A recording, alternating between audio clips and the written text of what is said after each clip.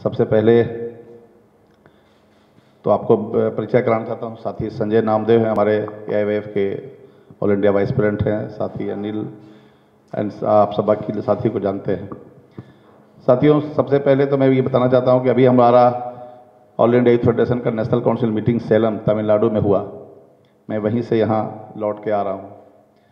उस national council में हम लोगों ने ऑल इंडिया कॉन्फ्रेंस के बारे में विस्तार पूर्वक चर्चा की और मैं यहाँ इसलिए भी आया कि यहाँ जो ऑल इंडिया यूथ फेडरेशन का जो राष्ट्रीय कॉन्फ्रेंस होने वाला है, ऑल इंडिया कॉन्फ्रेंस, उसकी तैयारी को लेकर के यहाँ उसको देखने के लिए आया। और हमारा ये इससे ऑल इंडिया यूथ फेडरेशन का जो ऑल इंडिया कॉन्फ्रेंस, उसके पहले पूरे सभी राज्यों का लगातार मीटिंग का दौर चल रहा है। जो कुछ भी हम लोग देश की राजनीतिक हालात हैं और राज्यों के जो पॉलिटिकल हालात हैं, उस पर विस्तार पूर्वक हर एक राज्यों में राजनीतिक चर्चा और आने वाले दिनों में हमारा क्या फ्यूचर टास्क होगा, उसको लेकर के विस्तार पूर्वक चर्चा चल रही है। लगातार राज्यों के द्वारा नेशनल सेंटर को अपने सुझाव और उस पर क्या क्या मुद्दों पर चर्चा करेंगे, उसको लेकर के लगातार रिपोर्टिंग भेजी जा रही है। सबसे पहले तो जो हम लोग अभी वर्तमान राजनीतिक जो हालात है देश की, आप सभी को मालूम है। हमारे लिए ये आने वाला जो कॉन्फ्रेंस है, जो जनवरी में होने वाला है, 7 से 10 जनवरी 2022 जो हैदराबाद में होने वाला है, ये हमारे लिए बहुत ही महत्वपूर्ण राजनीतिक पड़ाव है।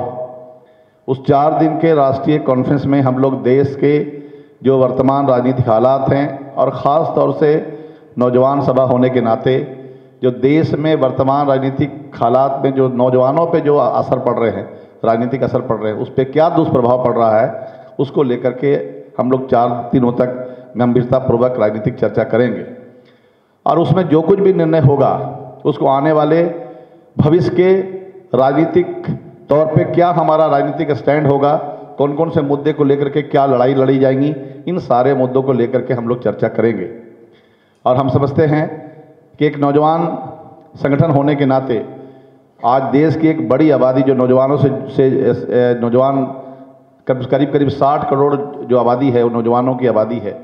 और उसके भविष्य इस वर्तमान जो राजनीतिक जो सरकार चल रही है 2014 से, इसने जिस तरह से पहले भी अनएम्प्लॉयमेंट का मामला था, लेकिन जिस तरह से अनएम्प्लॉयमेंट का मामला का जो रेशियो लगातार बढ़ा है, ये अपने आप में विकराल रूप लेते चले जा रहा है।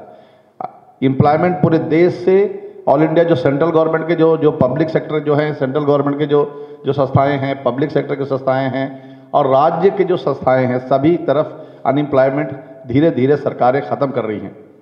और लगातार सरकार जिस तरह से रोज़गार नहीं देने के नाम पे, जिस तरह से जितनी पब्लिक सेक्टर थे जो सबसे ज़्यादा रोज़गार देती थी, जहां हमारा रिजर्वेशन का भी मामला हमारा बहाल होता था, हमारे जो भी सुविधाएं थी वो जो पब्लिक सेक्टर मिलती थी, सारी सरकारी संस्थाओं को जिस तरह सरकार बेचती चली जा रही है, ये भी हमारे लिए बहुत बड़ा मुद्दा है।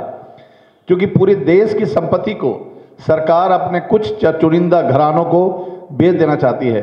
आप सबको मालूम है कि सरकार ने सभी सेक्टरों में हाथ लगा दिया है, लगभग खुले तौर पे वो बेचने के लिए तैयार है। LIC जैसा सेक्टर जो देश की 70% 73% पॉपुलेशन का पैसा, इंश्योरेंस का पैसा उसमें लगा हुआ है, और आज भी इतनी सारी इंश्योरेंस कंपनी होने के बावजूद 73% मार्केट LIC का मार्केट में कब्जा है। जब ये प्राइवेट कंपनियां उसमें नहीं सकी, तो ये इन लोगों ने सरकार के द्वारा इस LIC को भी ख़त्म कर देने का पूरा तैयारी कर ली है। आप रेलवे का हालत जानते हैं, रेलवे हमेशा से प्रॉफिट में रहा है, रेलवे को ये लोग बेचना चाहते हैं। कोल इंडिया को बेचना चाहते हैं, जो सबसे बड़ा एनर्जी का सोर्स है, ये लोग स्टील प्लांट को बेच देना चाहते हैं। पावर प्लांट जितने हैं देश में सभी प्रॉफिट में हैं, उसको बेच देना चाहते हैं। तो इस तरह से लगातार जो रोज़गार के जो सबसे जो ज़्यादा जो रोज़गार मुहैया करने वाले जितने सेक्टर थे, इसको सरकार लगातार बेचती चली जा रही है। और हम इसका पुरजोर विरोध करेंगे और हमको इसको लेकर के भी आने वाले दिनों में क्या हम आंदोलन की तैयारी किस तरह कर सकते हैं, कौन कौन सा मुद्दा हमारा हो सकता है, आंदोलन का रूपरेखा हो सकता है, इसको लेकर करेंगे। साथ ही साथ हमारे लिए रिजर्वेशन भी बहुत इम्पोर्टेंट मुद्दा है। इस कॉन्फ्रेंस में हमारे 3 महत्वपूर्ण डिमांड हैं। एक